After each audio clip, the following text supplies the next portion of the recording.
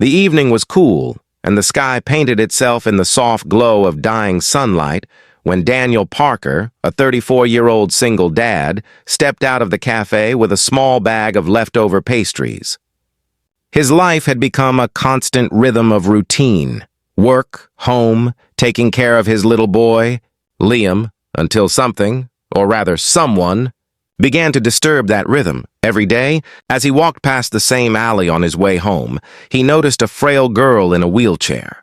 Her clothes were worn, her hair tangled, and yet there was something hauntingly pure about her smile. She never begged for money like others did, only for the leftovers he carried. "Sir, do you have any extra bread today?" she'd ask, her voice soft, polite, almost embarrassed. Daniel always gave her what he had, but something about her eyes, the way they held both shame and gratitude, stayed with him long after he walked away. One night, however, something made him stop mid-step. As he handed her the bag of food, she hesitated before whispering, "Thank you, sir, but please don't tell anyone you saw me here." Her words trembled like she was hiding a secret too heavy for her thin frame. That sentence, and the fear behind it, dug deep into Daniel's mind. That night, while Liam was asleep, Daniel sat by the window, staring at the rain. The image of that girl wouldn't leave him. Who was she?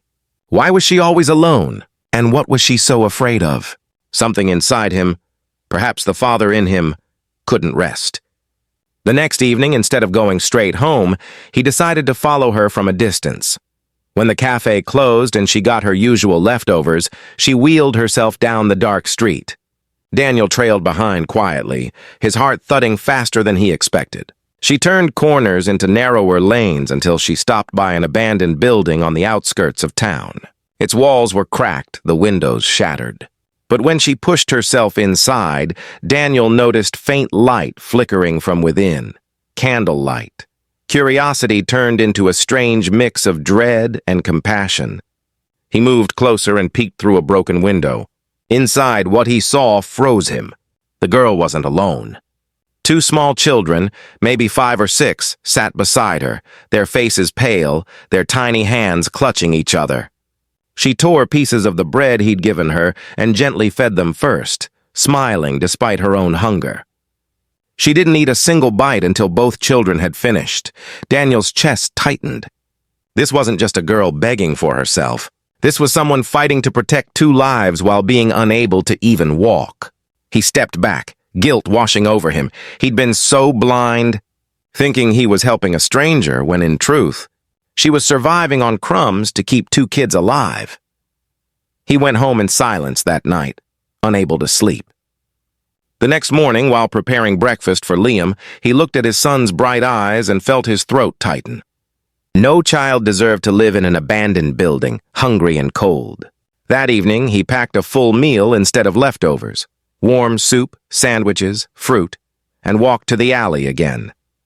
When he found her, she looked weaker than before, her lips pale. "You shouldn't have come," she said softly. "I can't take more from you." Daniel knelt beside her. "I'm not here to give leftovers," he said gently. "I'm here to help you, and your siblings." Her eyes widened, tears glimmering in the faint light. "Please don't take them away," she begged. "They're all I have." He promised he wouldn't. Instead, he asked her to tell him everything. Her name was Ella. She was 17. After a terrible car accident 2 years ago, she lost her parents and the use of her legs. Her relatives sold their house, took the insurance money, and vanished. Left with nothing, she took her little brother and sister to the only place she knew, an old shelter her father once helped repair.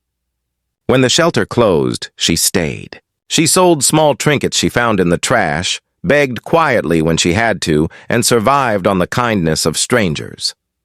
Daniel listened, feeling an ache he hadn't felt in years. His wife had died when Liam was just a baby, and though he'd rebuilt his life piece by piece, he knew what it meant to lose everything.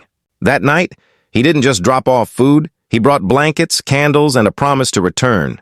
Days turned into weeks.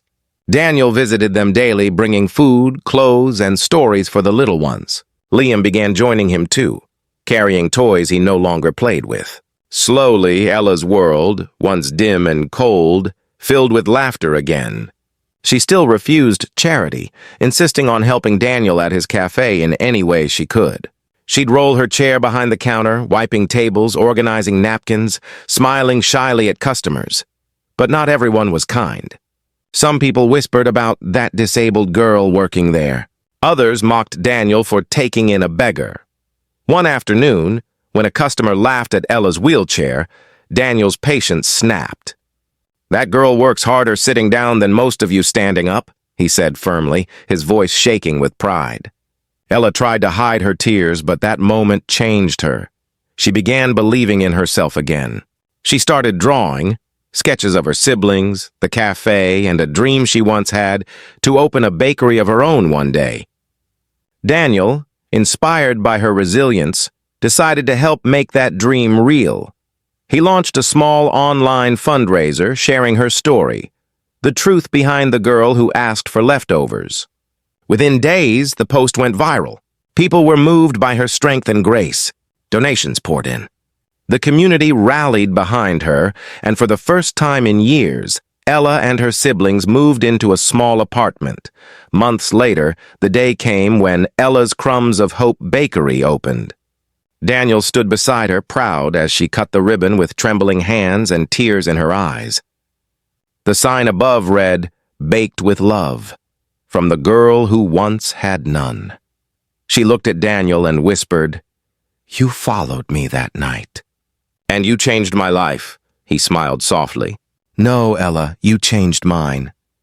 And as the little shop filled with laughter, the smell of fresh bread and the sound of children playing, Daniel realized that sometimes the people we try to help end up healing us in ways we never expected. It all started with leftovers and ended with love that would never run out.